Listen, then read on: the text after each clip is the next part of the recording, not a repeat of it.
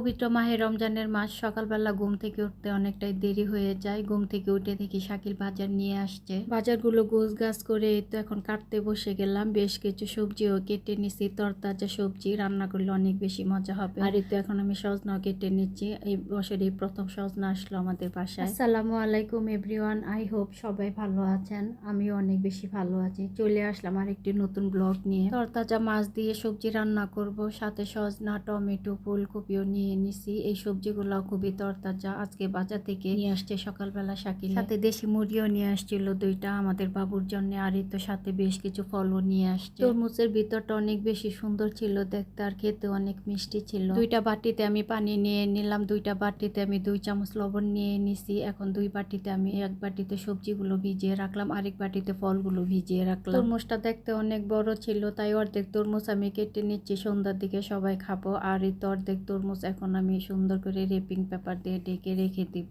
দেখতে দেখতে গরম চলে আসলো, আর এই গরমে তরমুজ খেতে অনেক বেশি ভালো লাগে। ডালিমটাও দেখতে অনেক বেশি বড় ছিল। তারপরে এখান থেকে আমি অর্ধেক ডালিম নিয়ে নিলাম, আর অর্ধেক ডালিম আমি রেপিং পেপার দিয়ে মুড়িয়ে তারপরে একটা প্লাস্টিকের বক্সে ভরে এখন ফ্রিজে রেখে দিব। দেখতে দেখতে পবিত্র মায়ের রমজানের রোজাগুলো প্রায় শেষের দিকে। রহমতের দিন, বরকতময় দিন খুবই তাড়াতাড়ি জীবন থেকে চলে যাচ্ছে। ফলগুলো লবণ পানিতে ভিজিয়ে রাখছিলাম, প্রায় আধা ঘন্টার উপরে হয়ে গেছে। এখন আমি ভালোভাবে ফলগুলো ধুয়ে নিতেছি। সারা রোজা জুড়ে আমার বাচ্চারা ফালুদা খাইছে। ফালুদা খাইতে ওরা অনেক বেশি ভালোবাসে, আর সব সময় এই জন্য ফল কিছু কেটে রাখা হয় ফালুদা বানানোর জন্য। আজকে বেশ কিছু ফল আমি কেটে রাখতেছি, সন্ধ্যায় ওরা ফালুদা বানাবে। সারাদিন রোজা রাখার পর সন্ধ্যাবেলায় এই খাবারটা খেতে আমার অনেক বেশি ভালো লাগে। কুটা বাছা করার পর জায়গাটা সুন্দর করে ক্লিন করে নিলাম। তারপরে ফালুদা তৈরি করার জন্য সাবুদানা সুন্দর করে সিদ্ধ করে নিলাম। আর এই তো এই দিক দিয়ে আমি তরকারিটা বসিয়ে দিলাম। তরতাজা মাছ দিয়ে তরতাজা সবজি রান্না করছিলাম, খুবই মজা হয়েছিল সবজিটা। আর এই তো ফালুদাটা তৈরি করার জন্য আমি সুন্দর করে সাবুদানা সিদ্ধ করে নিছিলাম, সেটা একটা বাটিতে ঢেলে নিলাম। আর এই যে বিভিন্ন ধরনের ফল আমি এখানে কেটে রাখছিলাম, সবগুলো এখন আমি ডাইনিং টেবিলে নিয়ে আসছি। আর শাকিল ওর পছন্দ মতো সুন্দর করে বানিয়ে নিবে। এই তো ফালুদা শাকিলে বানাই নিতেছে সবার জন্য। সন্ধ্যার আগে আগে কাজগুলা করা হইতাছে। এখন ইফতার করতে খুব বেশি একটা সময় বাকি নাই। সবকিছু রেডি করা থাকলে ফালুদা তৈরি করতে বেশি একটা সময় লাগে না। এই গরমের মধ্যে সন্ধ্যার সময় এক বাটি ফালুদা খেলে মনটা একদম শীতল হয়ে যায়। আমাদের শাকিল বাবাটা খুব ভালোভাবে আগে থেকে ফালুদা বানাতে পারে, আর তাই সারা রোজা জুড়ে শাকিলের উপরই ফালুদা বানানোর দায়িত্বটা ছিল। আজকের ভিডিওটি এখানে শেষ করছি। সবাই অনেক ভালো থাকবেন, সুস্থ থাকবেন। দেখা হবে নেক্সট কোনো ভিডিওতে। আল্লাহ হাফেজ।